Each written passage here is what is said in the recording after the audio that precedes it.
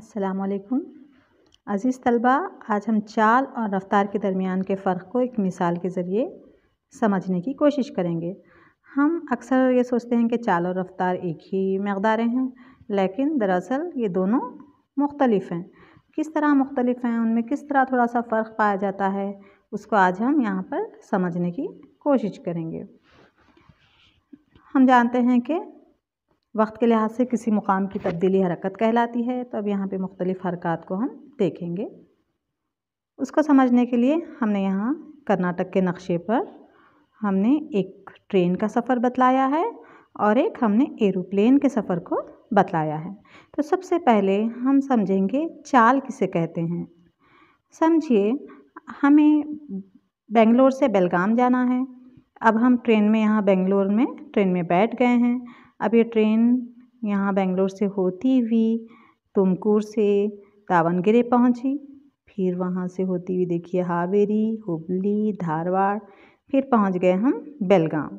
तो यहाँ हम देख रहे हैं कि ये बार बार क्या हो रही है, अपनी सिमत तब्दील कर रही है। यहाँ पर सिमत का तयन नहीं है, लेकिन इसने कितना फ़ासला तय किया, बेंगलोर से बेलगाम तक का 612 किलोमीटर का फ़ासला तय किया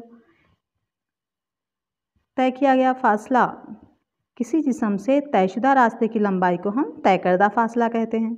तो उसने कितनी लंबाई तय की, 612 किलोमीटर। और यहाँ तक जाने के लिए इसने कितना वक्त लिया, 11 घंटे। तो स्पीड यानी चाल मसावी है, यहाँ हम ज़ाब्ता देख रहे हैं, चाल मसावी है तय किया गया फ़ासला बटे लिया गया वक्त।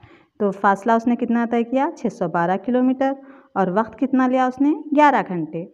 तो उसका कितना औसत हमें हासिल हुआ, 55 किलोमीटर फ़ी घंटे की चाल से ये ट्रेन जो है सफ़र कर रही है। हमने क्या गौर किया कि यहाँ पर सिर्फ क़दर थी, सिमत नहीं थी। तो चाल जो है इसमें सिमत नहीं होती, सिमत का तयन इसमें नहीं किया जाता। चाल में सिर्फ क़दर बतलाई जाती है। इसलिए चाल क्या है, एक स्केलार मक़दार है। यहाँ पे फ़ासला तय करता हुआ बताया जा रहा है और क़दर, लेकिन यहाँ पे ख़ास सिमत नहीं बताई जा रही। अच्छा, तो अब ये 11 घंटे ले रही है, मगर हमें पहुँचना है बहुत जल्द। तो चलिए हम एरोप्लेन से चलते हैं बेंगलोर से बेलगाम।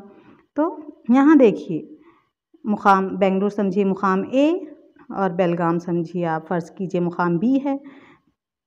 मुकाम ए से मुकाम बी के दरमियान का जो कमतरीन फ़ासला इसने हवाई जहाज़ ने तय किया है, उसको हम नक़्ल मकान कहेंगे, नक़्ल मकानी या मुंतक़िली कहेंगे हम।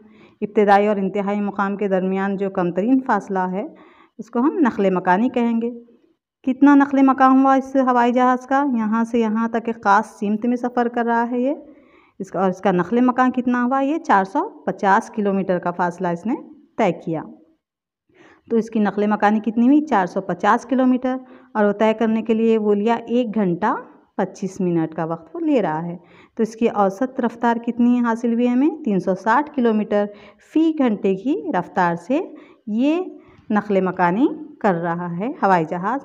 तो यहाँ हम देख रहे हैं रफ़्तार में कि सिमत भी है ख़ास और क़दर भी है।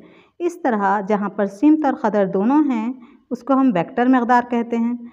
तो चाल में सिमत रफ़्तार कहलाती है। तो बच्चों, चाल तय किए गए फ़ासले की शरह को हम चाल कहेंगे और नक़्ल मकानी की शरह को हम रफ़्तार कहेंगे। तो यहाँ पर ट्रेन एक ख़ास चाल से जा रही है और प्लेन जो है एक रफ़्तार से ये जा रहा है। यहाँ पर देखें फ़र्क चाल और रफ़्तार में। चाल किसी जिस्म से इकाई वक्त में तय करदा फ़ासले को कहते हैं और रफ़्तार इकाई वक्त में किसी जिस्म की मुंतक़िली की शरह। यहाँ पे नक़्ल मकान हुआ, मुंतक़िली हुई। यहाँ पे ट्रेन ने एक तय करदा फ़ासला हमने यहाँ देखा चाल में, और यहाँ पर हमने मुंतक़िली देखी। इसलिए चाल का ज़ाब्ता है, चाल मसावी है तय किया गया फ़ासला बटा लिया गया वक्त, और रफ़्तार को हम बतलाते हैं नक़्ल मकाम बटा वक्त या मुंतक़िली बटे वक्त। चाल क्या है, चाल स्केलार मक़दार है जिसकी सिर्फ क़दर होती है। देखा हमने चाल में सिर्फ क़दर थी, कोई ख़ास सिमत नहीं थी। रफ़्तार एक वेक्टर मक़दार है जिसकी सिमत और क़दर दोनों होते हैं। तो इस तरह हमने चाल और रफ़्तार के दरमियान के फ़र्क को इस मिसाल के ज़रिए समझने की कोशिश की। उम्मीद करती हूँ आपको चाल और रफ्तार के दरमियान का फ़र्क समझ में आ गया होगा कि चाल में ख़ास सिमत का तयन नहीं होता, जबकि रफ्तार में सिमत का तयन होता है। चाल एक स्केलार मक़दार है क्योंकि इसमें सिर्फ क़दर बतलाई जाती है, और रफ्तार एक वेक्टर मक़दार है क्योंकि इसमें सिमत और क़दर दोनों बतलाए जाते हैं। चाल में तय करदा फ़ासला बतलाया जाता है और रफ्तार में हम मुंतक़िली या नक़ल मकान बतलाते हैं।